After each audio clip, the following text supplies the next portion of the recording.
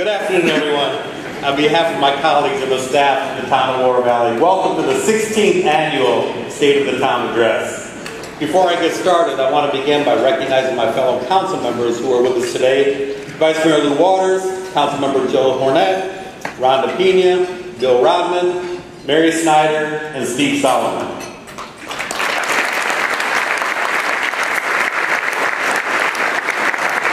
I would also like to offer my sincere thanks to the Greater Oro Valley Chamber of Commerce Board of Directors, President and CEO Dave Perry, and each of the sponsors who made today's event possible. Your ongoing partnership with the town of Oro Valley is deeply valued and appreciated. And as always, a big thank you to the Hilton Conquistador General Manager Guy Alexander and his team for their hospitality and outstanding service. I would venture to say that the level of service that you provide is unmatched by anyone in the hospitality industry. You make our town proud.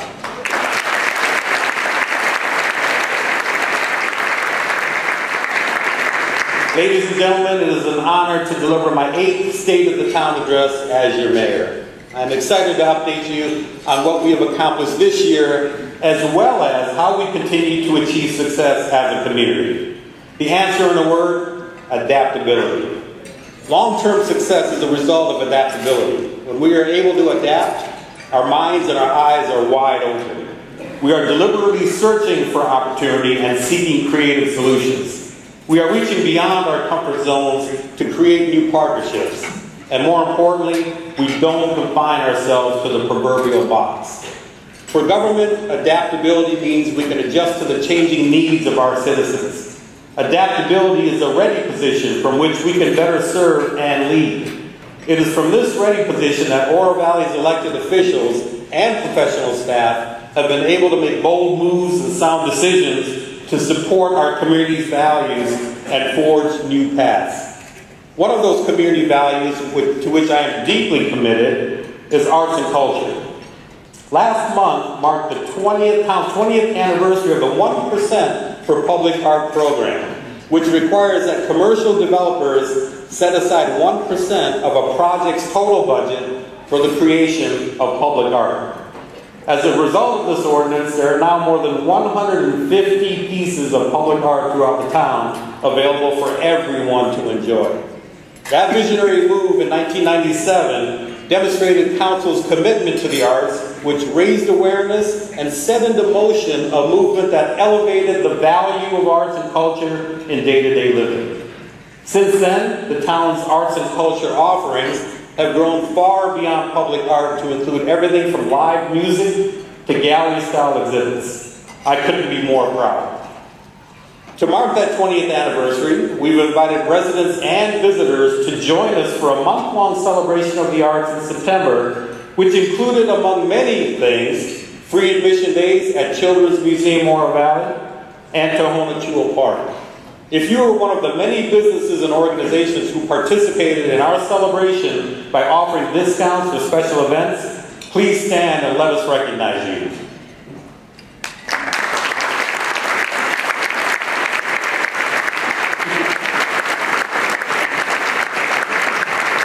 Thank you for supporting the arts in Oro Valley. I have been quoted as saying the health of a community is often measured by its financial stability, public safety, and infrastructure. But the soul of a community is defined by its arts and culture. This year, we received national recognition for our arts and culture offerings. In January, I had the honor of accepting the 2017 National Award for Local Arts Leadership for cities and towns with a population under 100,000. This award is given to the Americans for the Arts, or it's given by the Americans for the Arts and the United States Conference of Mayors in Washington, D.C. This award is only given to 2 mayors nationwide, and it is truly a reflection of the entire community. We are a community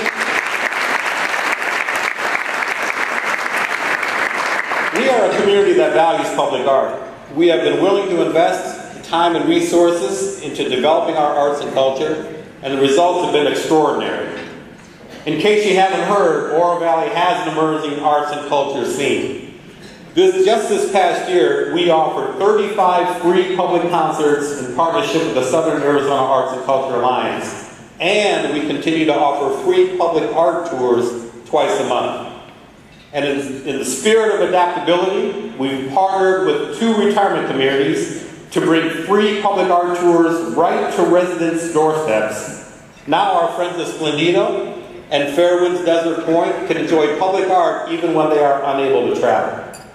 Adaptability in the arts has also resulted in a unique partnership with Tohono Chul Park, which is a world-renowned botanical garden right here in our own backyard. In our ongoing effort to promote arts and culture tourism, Town Council approved a financial participation agreement with Tohono Chul to build a 420-seat event pavilion. I want to personally thank Dr. Christine Conti and the board of Tohono Chul for investing in our community. And just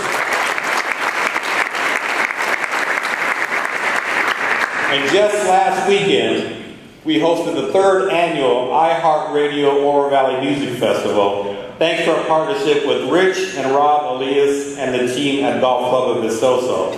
This successful event has grown into a 2-day festival. It attracts more than 11,000 attendees and brings national musical talent right to our front door. So Rich, I want to say thank you.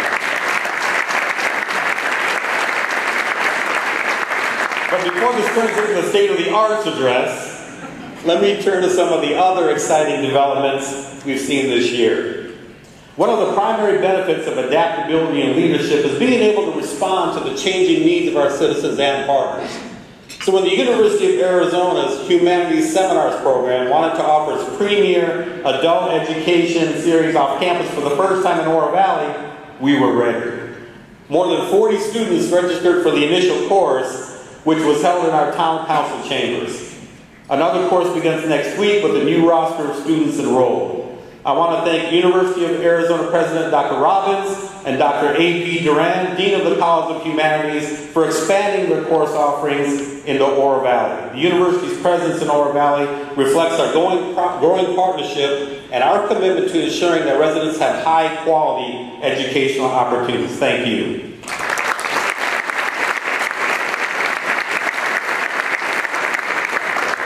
Another example of adapting to the community's needs is what's currently happening at Naranja Park.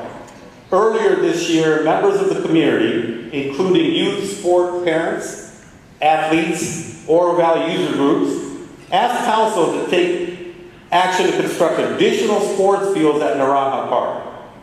While the town council adopted a 2015 Naranja Park master plan, our pay-as-you-go approach to phased development was progressing too slowly to keep pace with user demand.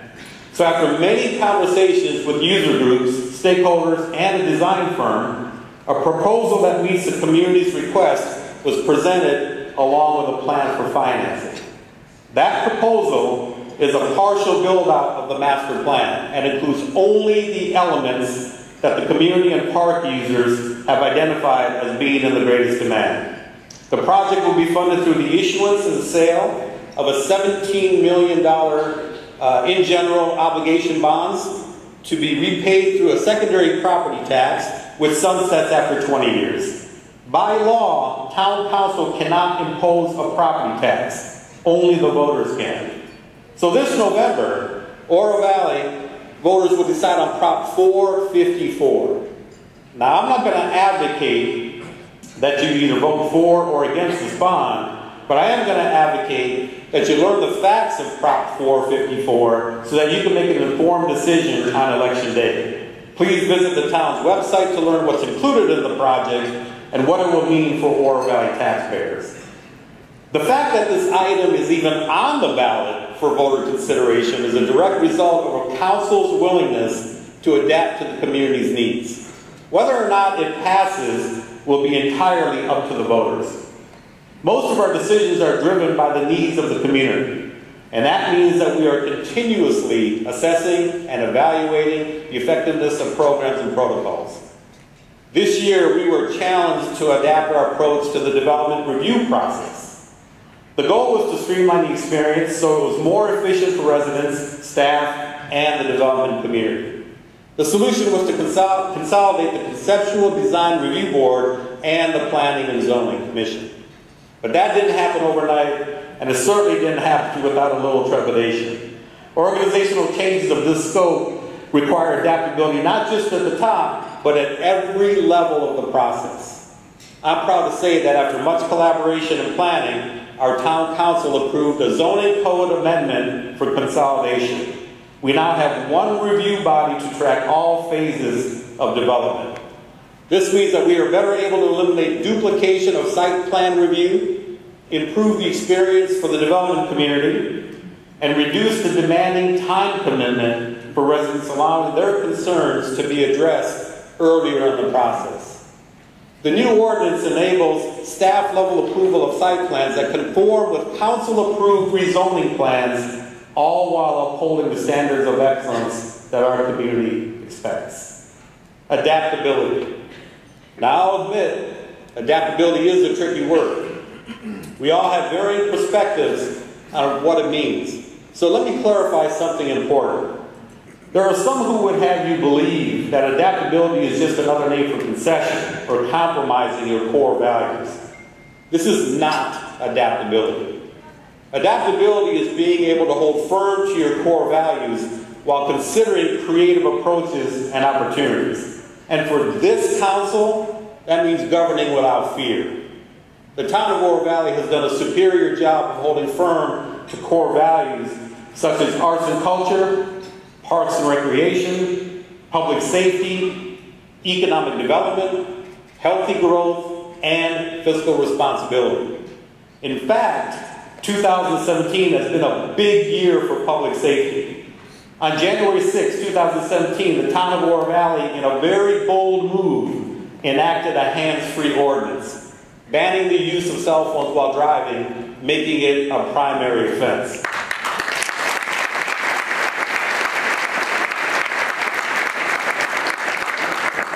Arizona is only one of 2 states in the entire nation without a law prohibiting distracted driving. Our actions have ignited this important conversation, and other Arizona communities are following suit. Simply put, this effort is about public safety. Nothing more, nothing less. And I'd like to thank Vice Mayor Lou Waters, Councilmember Mary Snyder, and Lieutenant Chris Olson for leading that charge.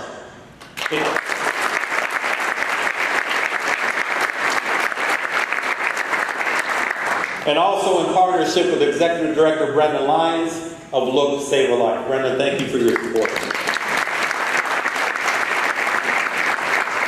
In the first 6 months of the ordinance, Oro Valley police officers issued 1,217 written warnings as part of their community education efforts.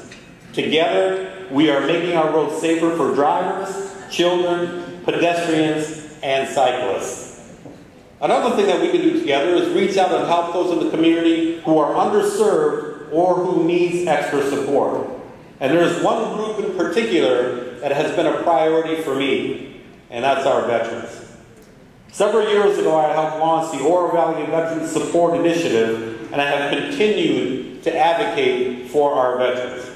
This year, we've made even greater strides. Town Council adopted a new hiring policy which guarantees an interview to any eligible veteran who meets the qualifications for an open position. The town of Oro Valley is a veteran-friendly employer, proud to support those who have served in the military.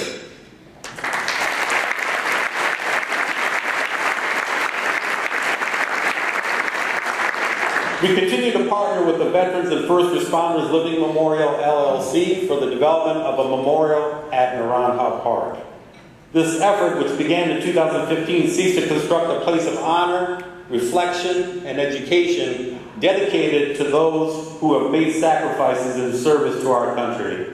Although the town has donated the land for this memorial, the LLC is working hard to raise funds for its construction. To that end, the town partnered with Julie and Mark Stark, Oro Valley residents and owners of On Your Left Fitness. Together, we hosted the inaugural Veterans and First Responders 5K Run, Walk, and Memorial Mile in May.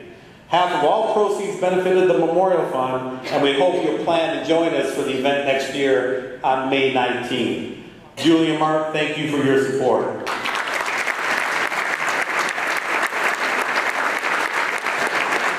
It is only through community support that this memorial to our veterans and first responders will come to fruition. The Veterans and First Responders 5K is one of the many events we host every year with the goal of improving quality of life for our residents while attracting teams and visitors to our outstanding parks and recreational amenities. And in case you haven't heard, Major League Soccer has arrived in Oro Valley. Thanks to our ongoing partnership with FC Tucson, the Hilton Resort, and Visit Tucson, Major League Soccer rolled into Narana Park in 2016 with Sporting Kansas City and Columbus Crew. And earlier this year, the New York Red Bulls used our fields to practice and put on a free scrimmage game against FC Tucson. And I am pleased to announce that Major League Soccer will once again return to Narana Park in 2018.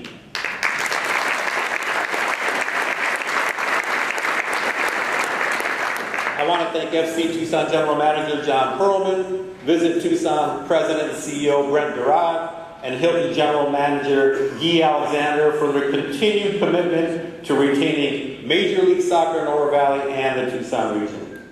And don't forget that big things are still happening over at the Oro Valley Aquatic Center. I'm excited to announce that the 2018 USA Synchro Collegiate and US Senior Championships will be held there in March. This event, which is hosted by the Arizona Synchronized Swimming Association, will bring more than 200 athletes from 20 collegiate clubs and teams from across the country. Additionally, swimmers ages 15 and up from all over the U.S. will be vying for medals. And here's some news hot off the press. I've just learned that the finish line for the 2018 Tucson Marathon will now be right here in Oro Valley.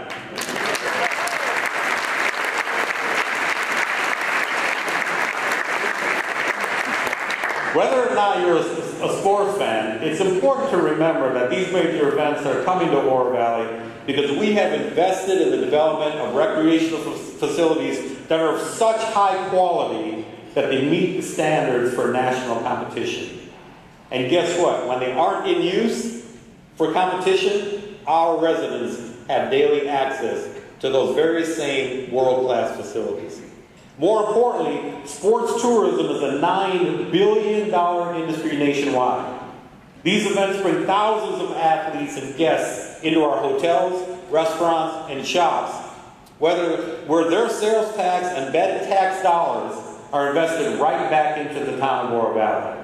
That translates into financial resources to fund town services and amenities. This is why the town of Oro Valley continues to invest in economic development opportunities that support our businesses and attract visitors, all while simultaneously improving the quality of life for our residents. We have a healthy business community with a growing list of restaurants and retail. Just this year, 37 new businesses opened their doors in Oro Valley, and another 44 home-based businesses applied for a business license. As you know, Oro Valley is home to global bioscience and high-tech companies such as Roche Tissue Diagnostics, Icogen, and SecurePlane. But what you may not know is that they have a challenge when it comes to our shortage of workforce talent. So to help with Oro Valley's business retention and recruitment efforts, Tucson International Airport and Alaska Airlines recently launched a daily nonstop flight to San Jose.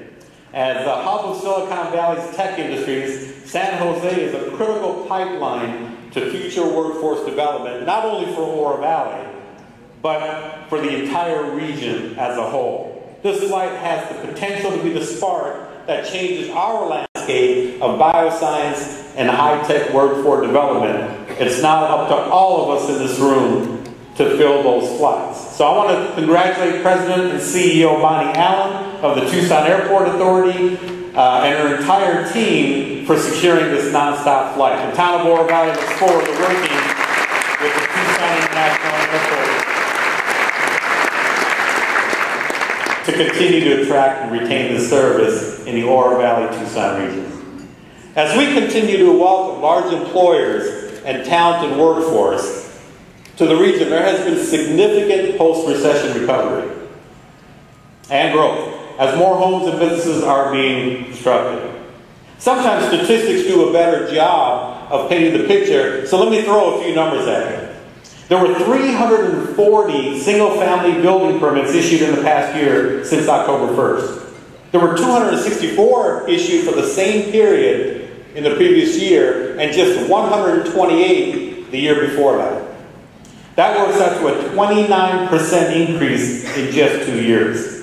Talk about a positive trend. Some of the notable projects we've been working on this year include schools, restaurants, and housing developments. 2 new schools opened their doors this year: Lehman Academy and the Amphi District's new STEM school, Innovation Academy. These schools have strengthened the town's reputation for quality educational choices and nationally ranked schools. New restaurants include Native Grill and Wings, Freddy's, Meter's Bakery, and Rosati's Pizza, and coming soon, Ragazzi Italian Restaurant and Growler USA, a craft beer pub.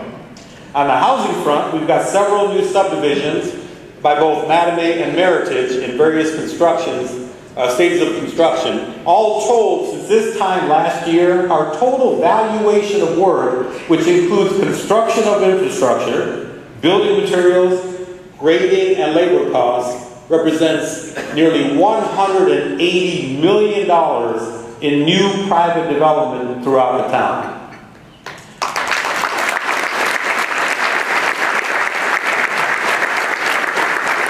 These numbers and projects certainly show healthy growth in the housing market and increased demand. The fact is we are approaching build-out as a community. That means we must be thoughtful about the choices that are left for vacant land in Oro Valley. Smart choices set us up for economic stability. Smart choices will help our main streets thrive, our workforce grow, and Innovation Park expand. As a community, we have great diversity in business, everything from global corporations to home-based businesses, and we need to have even more diversity in housing choices that reflect the needs of the community and its workforce. This will help us sustain our momentum as a complete community, and it ensures the town's economic growth and stability. And this leads me to the town of Oro Valley's financial health. There is a lot of misinformation floating around regarding the town's financial picture, so let me clear a few things up. Since 2011, the town of Oro Valley has ended every fiscal year in the black. You heard me correctly. Every year since 2011 has ended in the black.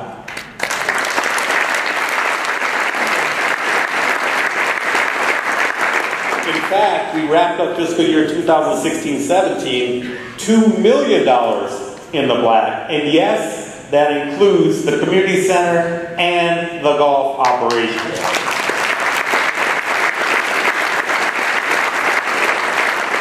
More specifically, in the general fund, which is our main operating fund, the year-end balance increased by nearly $2 million to a balance of $12.5 million.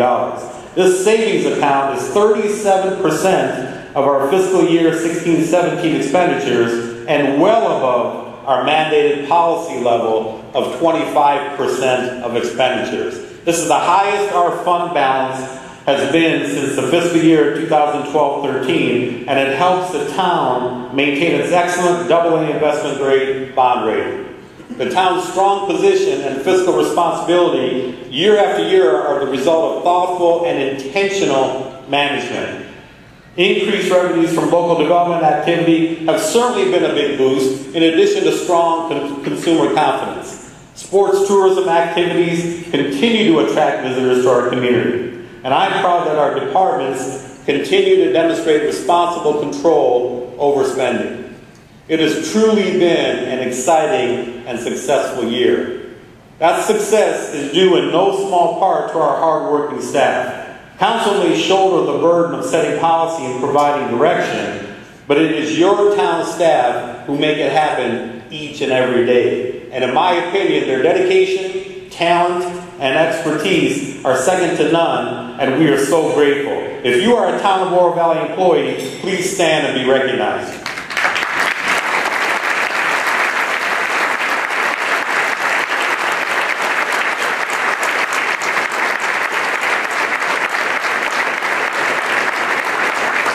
Thank you for your service. This is also the part of the speech where I get to recognize and thank the town manager. But this year, I have two town managers to thank.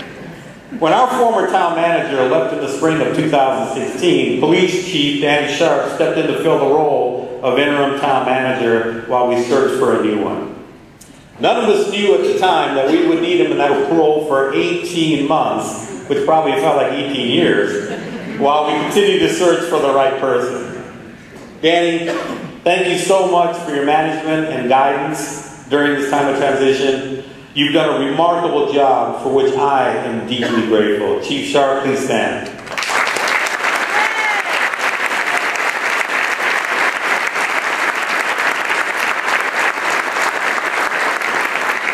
Much to Danny's relief, we did eventually find the right person for the job.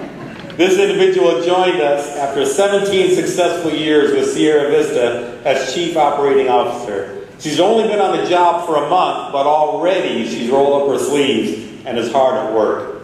She's an enthusiastic person with a wealth of knowledge and experience, and I have full confidence in her ability to successfully lead Oro Valley staff, and she's already getting great reviews. And in case you haven't met her yet, it's my pleasure to introduce your new town manager, Mary Jacobs. Mary, please stand.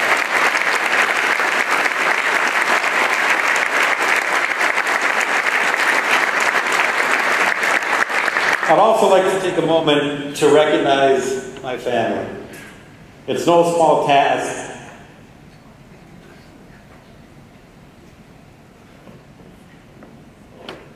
being the family member of an elected official, especially that of the mayor. And year after year, you've put up with me and you've supported me. And I know it's hard sometimes, but you guys always stand by me. And for that, I'm eternally grateful. Mason, thank you.